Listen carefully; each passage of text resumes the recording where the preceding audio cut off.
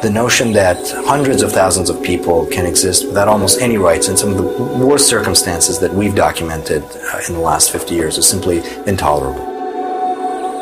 It is perhaps one of the world's most secret prison camps. The outside world certainly doesn't know what's going on, and very little from the inside comes out. The very little that has come out paints a very disturbing picture. 70 miles from the North Korean capital, Pyongyang. So this camp is located in a series of steep river valleys. Officials call it Kwanli-so, or Re-Education Center, number 15. But those who languish in here know it as Yodak. The idea that a country can treat its own citizens this poorly, on such a systematic level, is simply unacceptable. Very little is known about Yodak because very few people have left it. Yodak is thought to hold some 50,000 North Korean prisoners. Now, new satellite images obtained by the human rights group Amnesty International show that Yodak is growing. Amnesty compared the latest pictures with satellite imagery taken 10 years ago. There are more prisoner housing facilities, more guard units, additional agricultural farming areas. There's also a fish farm that has actually grown slightly in size since 2001. And finally, up at the very top of our image is a mining camp, and there's actually a gold mine that's located there. The regime has repeatedly denied the existence of Yodak. The fact that we would have to rely on satellite imagery just to dispel the government's assertions that these camps don't exist is testament really to the scale of the human travesty that might be going on inside.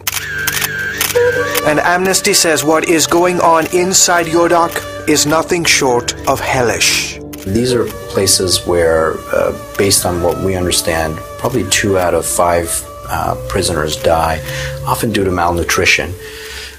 Food is very scarce. They work at least 10 hours a day for 7 days a week. Yodak is divided into 2 areas: the total control zone, where prisoners are never released without any proper trials, and the revolutionary zone, where conditions are more lenient. But in both areas, you're treated like a slave. Even animals are treated better. Kang Chol-hwan was only 9 when he and his family were sent to Yodak prison camp for political crimes. We had no food. We ate anything we could get our hands on. Rats, snakes, frogs, insects. We just had to find a way to survive. CBN News showed him the images of the camp he once lived in. Even though it happened a long time ago, when I look at the satellite pictures, I can still remember everything I saw and endured. He's now concerned about what he sees in the new pictures. The camp definitely looks bigger. For example, these new buildings for prison guards weren't there before. I can only assume that that means there are more prisoners being held and therefore more security is needed. Kang spent 10 years in Yodak before escaping to China in 1992. He wrote about his experiences in the aquariums of Pyongyang. He was the first person to reveal to the world the existence of the Yodak prison camp. The thing I remember the most about in the camp is how the prison guards would kill people for no reason. I witnessed many people being executed. Kang now lives in South Korea. He's a journalist for one of the country's largest newspapers. Reports from inside Yodak are hard to come by. In 2004, a Japanese television station aired what it claimed was footage from inside the camp. But Kang and others who've managed to escape testified to stories of torture, starvation, and routine executions.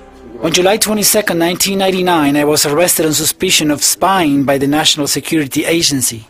Jong Yong-il also spent time in Yodak. He was one of the few prisoners released, but only after being severely tortured. While he was in the Yodak labor camp, Mr. Kang says the prison guards performed a particularly harsh procedure on him. It's called the pigeon torture. In essence, the prisoner is held from the wall with his hands tied behind his back, and he's put in this position for days on end. This happened repeatedly. It's like you're hanging upside down. Your muscles tense up and your chest sticks out like a bird. I thought I was going to die. Amnesty International believes several other labor camps in addition to Yodok are operating in remote parts of the country. We understand that there are at least 6 political prisoner camps, and these are vast areas. These are huge areas, and that there's, we think, a total population of around 200,000 people. Jung Sung-san has spent the past few years highlighting the plight of his countrymen. He escaped from North Korea in 1995. He also did time in a labor camp. In 2006, he directed The Yodok Story, a musical drama about life in North Korea's labor camps. My father was stoned to death in a labor camp, so to honor his life, I decided to show people what life is like in these camps. The world has to realize that there is a country today that tortures its people. Something has to be done to put an end to this regime. That may not happen anytime soon. North Korea's dictator has reportedly tapped his 27-year-old son to take over next year. And reports are that human rights conditions are only getting worse as the regime makes the leadership transition. George Thomas, CBN News, Seoul, South Korea.